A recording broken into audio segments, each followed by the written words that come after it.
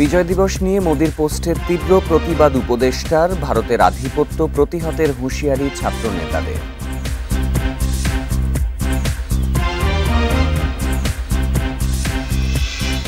দেড় বছরের মধ্যে নির্বাচন জানালেন প্রধান উপদেষ্টা, সরকার চাইলে আগেও সম্ভব, প্রতিক্রিয়ায় বিএনপি।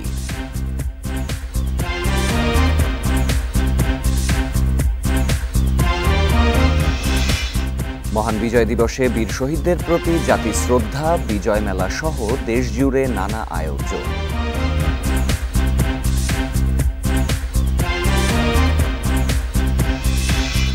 তত্ত্বাবধায়ক সরকার ফেরানো নিয়ে রিটের রায় কাল, সংবিধানের ৫ম সংশোধনী বাতিল প্রশ্নে আসবে চূড়ান্ত সিদ্ধান্ত।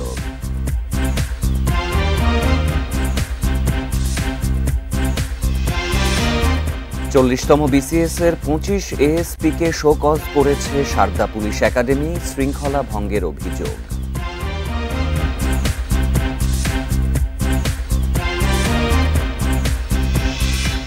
বিরতিহীন রাত ৯টায় বাংলাদেশের শিরোনাম শুনছিলেন, পুরো খবর নিয়ে আছি চাপাতি রবি।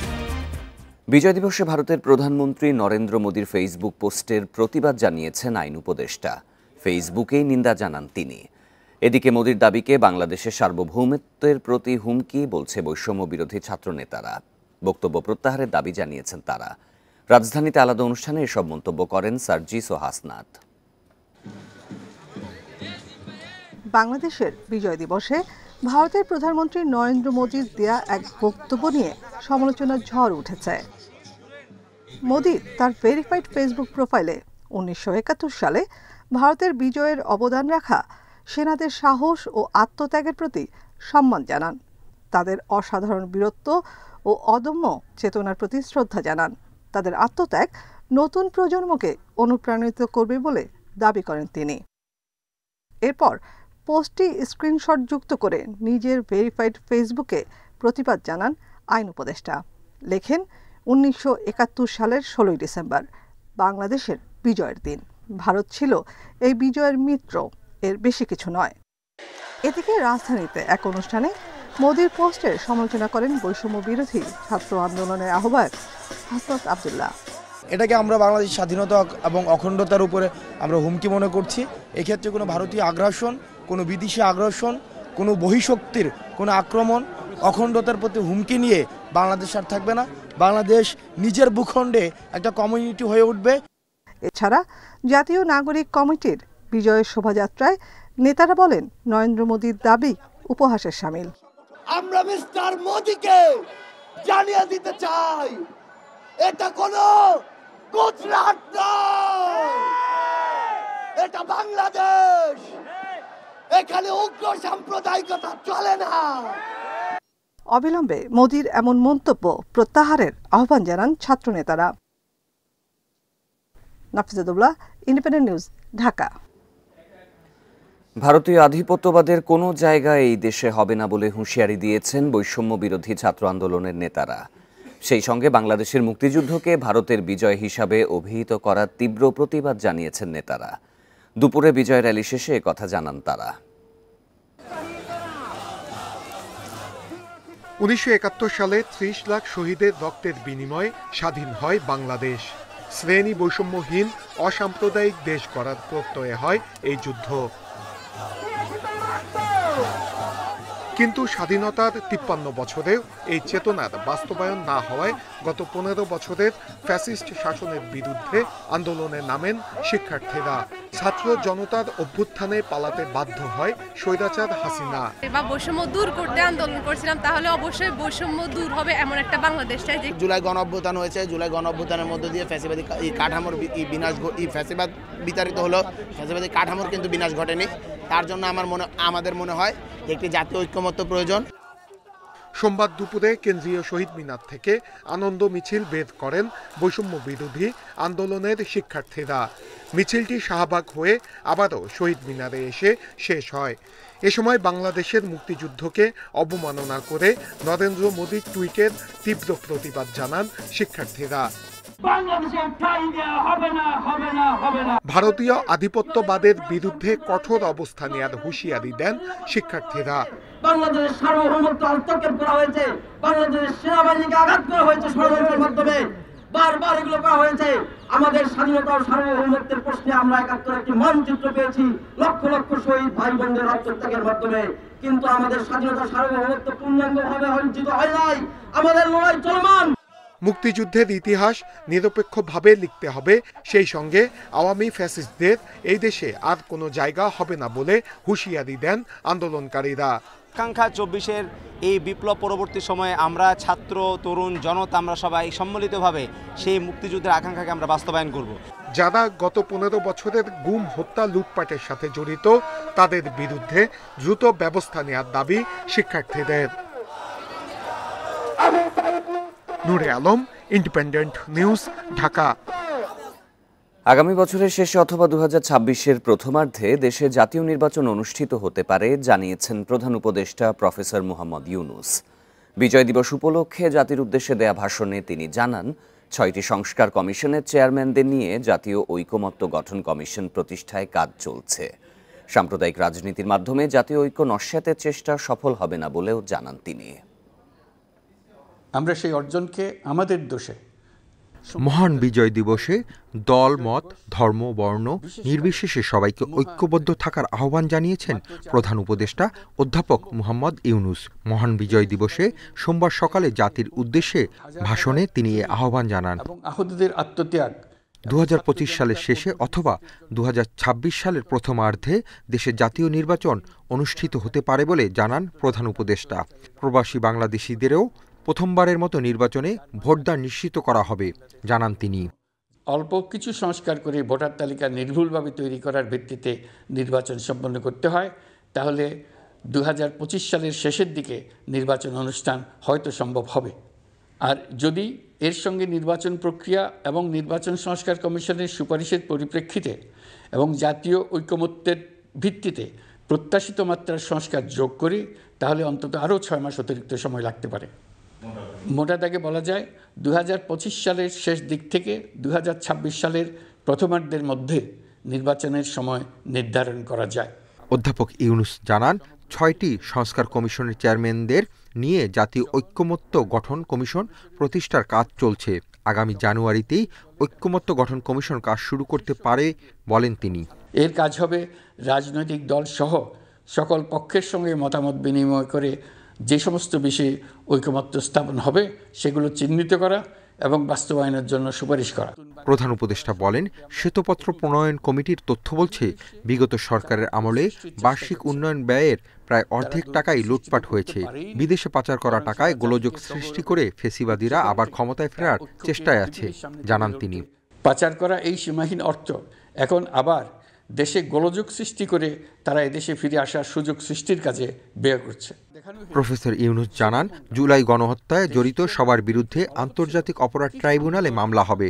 আসন্ন রমজানে নিত্যপণ্যের সরবরাহ ও দাম সহনীয় রাখতে ব্যবসায়ীদের সঙ্গে কাজ করছে সরকার জানান তিনি। কঠিন, কারণ এই বিষয়ক আইন। Hasif Mahmud Shah, independent news, Dhaka. প্রধান উপদেষ্টা ডক্টর মোহাম্মদ ইউনূসের নির্বাচনের সম্ভাব্য সময় জানানোকে স্বাগত জানিয়েছে বিএনপি ও জামায়াত।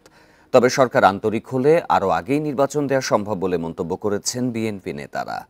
অন্যদিকে জামায়াত নেতারা মনে করেন, সদিচ্ছা থাকলে 2025 সালের ডিসেম্বরের মধ্যেই নির্বাচন করা সম্ভব। 2025 সালের শেষের দিকে নির্বাচন অনুষ্ঠান হয়তো সম্ভব হবে।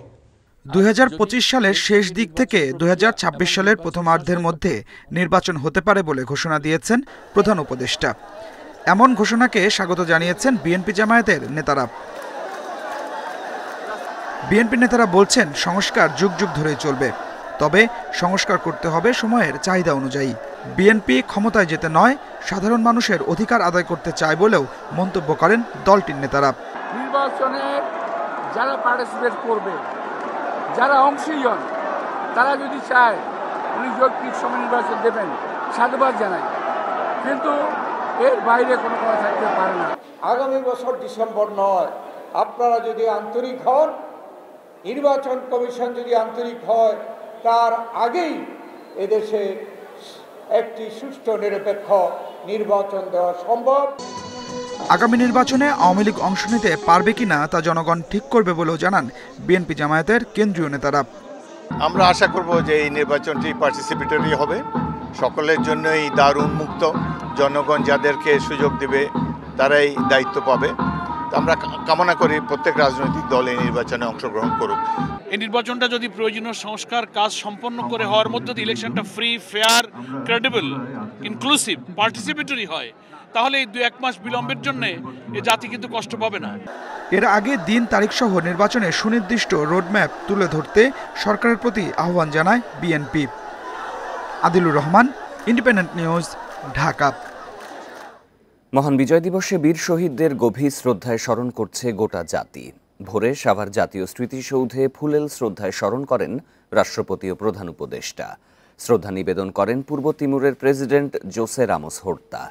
এছাড়াও প্রধান বিচারপতি, যুদ্ধাহত মুক্তিযোদ্ধা, বিভিন্ন দেশ ও মিশনের রাষ্ট্রদূতেরাও শ্রদ্ধা জানান। এক নতুন ভোর, নতুন সম্ভাবনা নিয়ে জেগে ওঠা বাংলার সূর্য। পাকিস্তানি হানাদারদের কবল থেকে মাতৃভূমি রক্ষায় যেসব অকুতভয় বীরেরা আত্মোৎসর্গ করে স্বাধীনতার নতুন সূর্য এনে দিয়েছেন, তাদের কৃতজ্ঞ চিত্তে স্মরণ। সোমবার ভোরের আলো ফোটার সাথে সাথে সাভার স্মৃতিসৌধে আসেন রাষ্ট্রপতি শাহাবুদ্দিন আহমেদ। ভোর 6:30টার দিকে মুক্তিযুদ্ধের শহীদদের প্রতি শ্রদ্ধা জানান। এ সময় 3 বাহিনীর এক চৌকস দল সশ্রদ্ধ সালাম জানান। স্বৈরাচার শেখ হাসিনার পতনের পর দায়িত্ব নেওয়া অন্তর্বর্তী সরকারের প্রধান উপদেষ্টা ডক্টর মোহাম্মদ ইউনূস সকাল 7টায় সরকার প্রধান হিসেবে প্রথমবার সাভার স্মৃতিসৌধে আসেন। এ সময় তার সাথে ছিলেন পূর্ব তিমুরের প্রেসিডেন্ট, ছাত্র আন্দোলনে নেতৃত্ব দেওয়া কয়েকজন উপদেষ্টা ও 3 বাহিনী প্রধান। পূর্ব তিমুরের প্রেসিডেন্ট জোসে রামোস হোর্তাকে সাথে নিয়ে ডক্টর ইউনূস ফুলেল শ্রদ্ধায় স্মরণ করেন 30 লাখ শহীদ ও বীর মুক্তিযোদ্ধাদের প্রতি। এ সময় রাষ্ট্রীয় সালাম দেয় সেনা, নৌ ও বিমান বাহিনীর সুসজ্জিত দল। বিগলে বেজে ওঠে করুণ সুর। প্রধান উপদেষ্টা ও পূর্ব তিমুরের প্রেসিডেন্ট কিছু সময় নীরবে দাঁড়িয়ে থাকেন। পরে একে একে শ্রদ্ধা জানান প্রধান বিচারপতি, প্রধান নির্বাচন কমিশনার, সেনা, নৌ, বিমান বাহিনী প্রধান, বাংলাদেশে অবস্থানরত বিদেশি কূটনীতিক ও বীর মুক্তিযোদ্ধারা।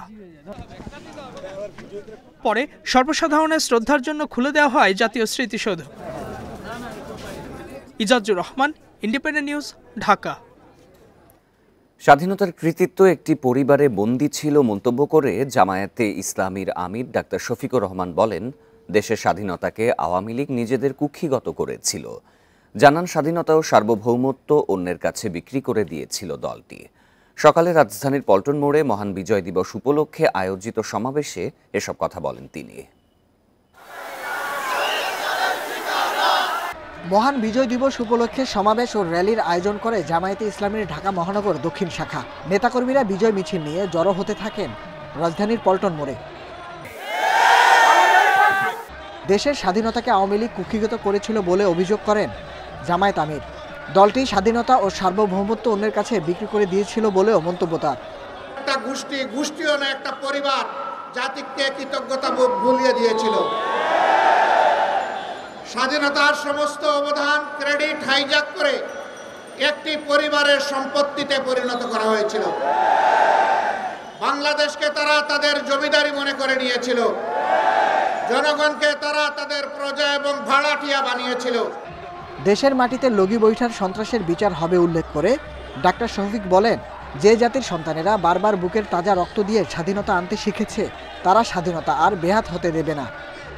মাফিয়া মাদারের নির্দেশে সেদিন লগি বৈঠা নিয়ে তার গুন্ডারা রাস্তায় নেমেছিল। তারাই তার নির্দেশে হত্যা করেছিল। এই মজলুম পরিবারগুলো সেদিন বিচার চেয়েছিল, আদালতে বিচার দায়েরও হয়েছিল, কিন্তু ক্ষমতার গরমে সেই বিচার তারা খেয়ে ফেলেছে। আমরা কথা দিচ্ছি, এই বিচার আবার ফিরিয়ে আনা হবে ইনশাআল্লাহ। সমাবেশ শেষে পল্টন মোড় থেকে প্রেস ক্লাব হয়ে মৎস্য ভবন ঘুরে বিজয়নগর হয়ে আবারও পল্টন মোড়ে এসে শেষ হয়। Nahid Kamal, independent news, Dhaka. মহান বিজয় দিবস উপলক্ষে রাজধানীর মানিক মিয়া এভিনিউতে চলছে সর্বজনীন কনসার্ট। সবার আগে বাংলাদেশ, সরাসরি যাব সেখানে। আমাদের এই কনসার্ট কিন্তু আমাদের সবার কনসার্ট, শুধু আমাদের দায়িত্ব না, শুধু ভলান্টিয়ারদের দায়িত্ব না, শুধু আইন শৃঙ্খলা বাহিনীর দায়িত্ব না, সবচেয়ে বড় দায়িত্বটা আপনাদেরই। আজকের বিজয় দিবসের উদযাপনে যদি আমরা সবাই একটা সুন্দর উদাহরণ সৃষ্টি না করতে পারি, তাহলে কিন্তু আমাদের সবার জন্য একটা দুঃখ থেকে যাবে মনে। কাজে আমরা সবাই চাই আর্টসেল এবং নগরবাউল জেমস পারফর্ম করুক, এবং সেই কারণে কিন্তু স্টেজের বাম দিকে এই ধাক্কাধাক্কিটা আমাদের বন্ধ করতে হবে।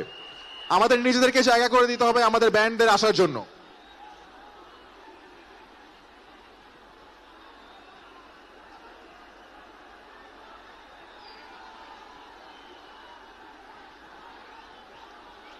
আবারও রিকোয়েস্ট করছি আমার স্টেজের বাম দিকে সব ভাইদেরকে, আমরা এই ধাক্কাধাক্কিটা না করে একটু পেছন দিকে চলে।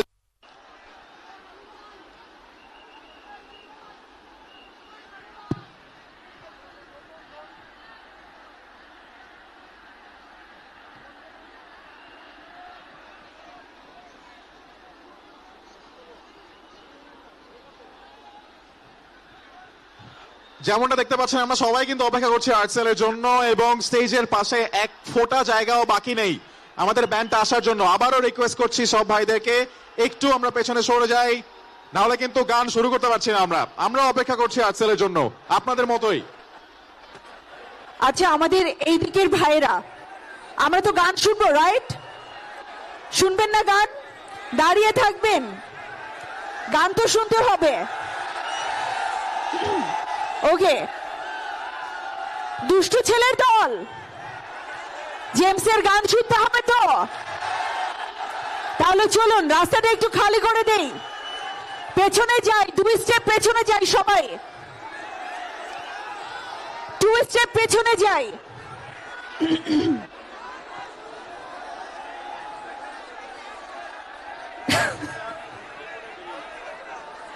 আমরা এখান থেকে যারা রয়েছি সবাই 2 স্টেপ পিছনে যাই প্লিজ।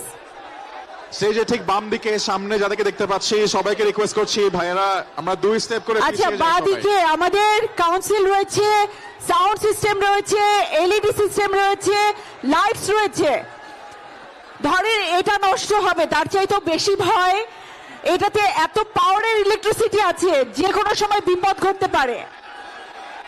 কিছু শোনেন না, পেছনে যান, এটা তো শুনেন, আর কিছু শুনতে হবে না, শুধু পেছনে যান, 2 স্টেপ পিছনে যান প্লিজ,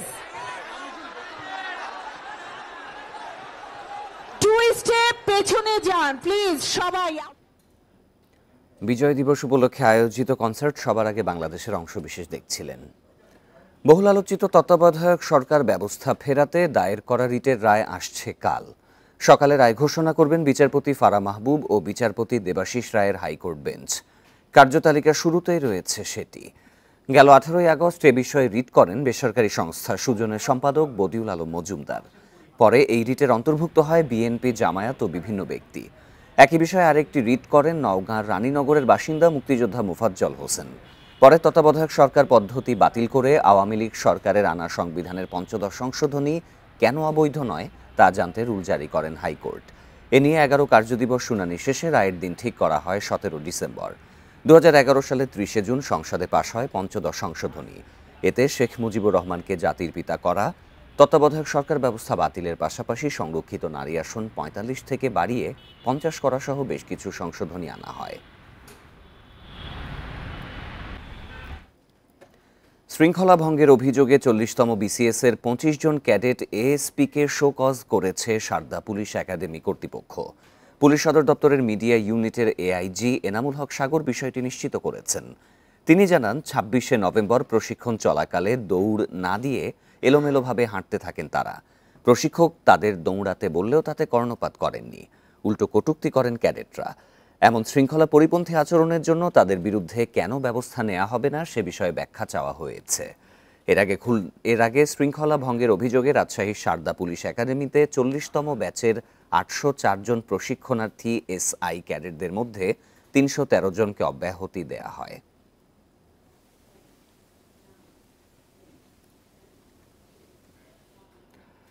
আগামী বছরের 31শে মার্চ পর্যন্ত সব ধরনের ভোজ্য তেলের ওপর শুল্ক, কর ও ভ্যাট অব্যাহতি দিয়েছে জাতীয় রাজস্ব বোর্ড। সোমবার এই অব্যাহতি দিয়ে পৃথক 3টি প্রজ্ঞাপন জারি করে সংস্থাটি। প্রজ্ঞাপনে বলা হয়, পবিত্র মাহে রমজানে বাজারের সরবরাহ স্বাভাবিক ও মূল্য সহনীয় রাখার লক্ষ্যে এই সিদ্ধান্ত নেওয়া হয়েছে। আমদানি পর্যায়ে তেলের মূসক 15% হতে কমিয়ে কমানো হয়েছে, ফলে সকল পণ্যের ওপর আমদানি পর্যায়ে ৫% মূসক ব্যতীত অন্য কোনো শুল্ক কর প্রযোজ্য হবে না। ফলে সকল তেলের আমদানি ব্যয় লিটার প্রতি ৪০ থেকে ৫০ টাকা হ্রাস পাবে, যার ইতিবাচক প্রভাব বাজারে পড়বে বলেও জানায় এনবিআর।